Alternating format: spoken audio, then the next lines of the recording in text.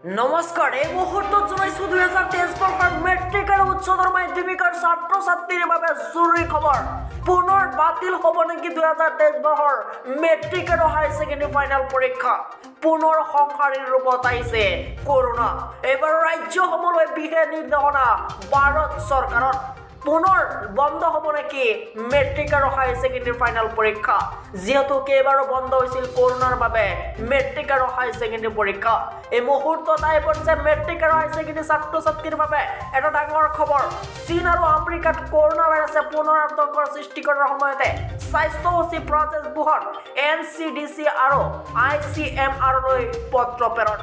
পত্ৰৰ জৰিয়তে প্ৰতিখন ৰাজ্যকে জিনোম সিকুৱেন্সিৰ ওপৰত অধিক গুৰুত্ব আৰোপ কৰিবলৈ কোৱা হৈছে।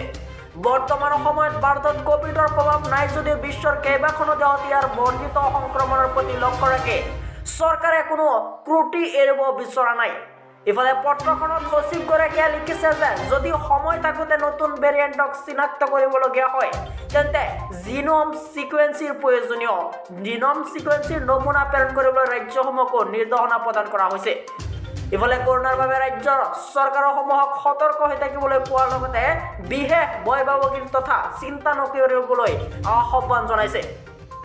উল্লেখযোগ্য যে চীনত বৰ্তমান কৰোনা ভাইৰাছৰ সংসাৰী ৰূপ ধাৰণ কৰিছে। লাখ লাখ লোক ভাইৰাছত আক্ৰান্ত হোৱাৰ লগতে হাস্পতালৰ বিচনা আৰু ঔষধৰ নাটনি হোৱাৰ খবৰ ইতিমধ্যে আহি পৰিছে।